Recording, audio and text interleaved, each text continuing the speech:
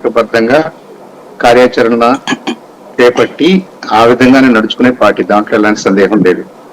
ఎవరైనా సరే పార్టీలు కానివ్వండి, లేదంటే నాయకులు కానివ్వండి, సంఘాలు కానివ్వండి, భారతీయ జనతా పార్టీ నాయకులతో కలవాలి అని అనుకున్నప్పుడు డెఫినెట్ గా ఆపర్చునిటీ ఉంటుంది, కలవాలి, వాళ్ళ అభిప్రాయాలు చెప్పుకోవడానికి అవకాశాలు ఉంటాయి. ఇక్కడ మన రాష్ట్రంలో మరి ఈ పొత్తులు అనే అంశం ప్రధానంగా చర్చనీయాంశం అయింది కాబట్టి ప్రతిదాన్ని కూడా ఆ పొత్తుల యాంగిల్లో మనం చూస్తున్నాం. Maybe not. ఇక్కడ తెలుగుదేశం నాయకత్వాన్ని లేదా జనసేన నాయకత్వాన్ని వీళ్ళు గతంలో కూడా అడిగి ఉన్నారు కాబట్టి నా ఉద్దేశం వీళ్ళు అడిగితేనే వాళ్ళు ఫలానా డేట్ లో రండి మాట్లాడదాం అని ఉండొచ్చు.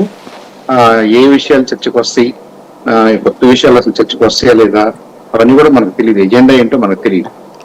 అయితే వాళ్ళు వెళ్ళబోతున్నట్టుగా, వాళ్ళని రమ్మని ఇన్విటేషన్ ఉన్నట్టుగా, అపాయింట్మెంట్స్ ఉన్నట్టుగా అయితే కొంత సమాచారం ఉంది.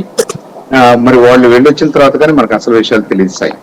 ఒక రహస్యాన్ని మీరు చెప్పాలి. ఏంటంటే రాధాకృష్ణ గారు ఆ మధ్యన కొత్త పలుకులో రాసింది ఏంటంటే, తెలుగుదేశం జనసేన చంద్రబాబు పవన్ కళ్యాణ్ భారతీయ జనతా పార్టీ అధిష్టానాన్ని కలిసి, అయ్యా దయచేసి మీరు మాతో పొత్తు పెట్టుకోవద్దు, మీరు రావాలని మా వెంట పడుతున్నా కాడ మేము మిమ్మల్ని వెంట పెట్టుకెళ్తే మాకు ఓట్ల పరంగా సమస్య వస్తుంది కాబట్టి మీరు పొత్తొద్దు, కానీ రేపు పొద్దున మేము అధికారంలోకి వచ్చిన తర్వాత మీకు మద్దతు ఇస్తాము ఆఫ్టర్ ఎలక్షన్స్, పోస్ట్ పోల్ ఎలయన్స్లో, కాబట్టి ఇప్పుడు మాత్రం మాతో పొత్తొద్దని మిమ్మల్ని బతిలాడడానికి ప్రయత్నిస్తున్నారు అన్నటువంటిది నాడు రాధాకృష్ణ గారు రాశారు. సాధారణంగా తెలుగుదేశం పార్టీ గెజిట్ పత్రిక లాంటిది అది.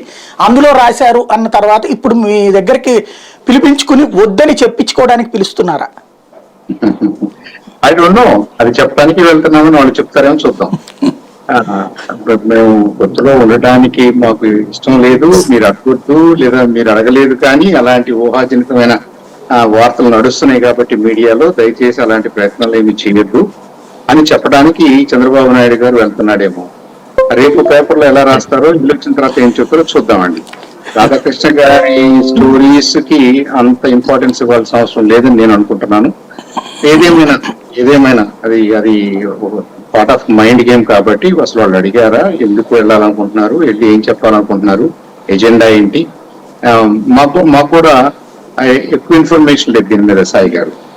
అయితే ప్రజాస్వామికంగా ఏదైనా జరగాలి, ఓపెన్ గా జరగాలి, తెర వెనక జరగాల్సిన అవసరం ఏం లేదు. ఆ నాయకులు కలవటంలో తప్పు లేదు, ఫలానా విషయాల మీద చర్చించడంలో తప్పు లేదు, కానీ అవుట్కమ్ ఏంటనేది డెఫినెట్ గా పబ్లిక్ తో షేర్ చేసుకోవాల్సినటువంటి అవసరం ఉంటుంది. కాబట్టి ఐ థింక్ ఆ ప్రాసెస్ ని భారతీయ జనతా పార్టీ ఆనర్ చేస్తుందని మాత్రం నేను చెప్పగలను.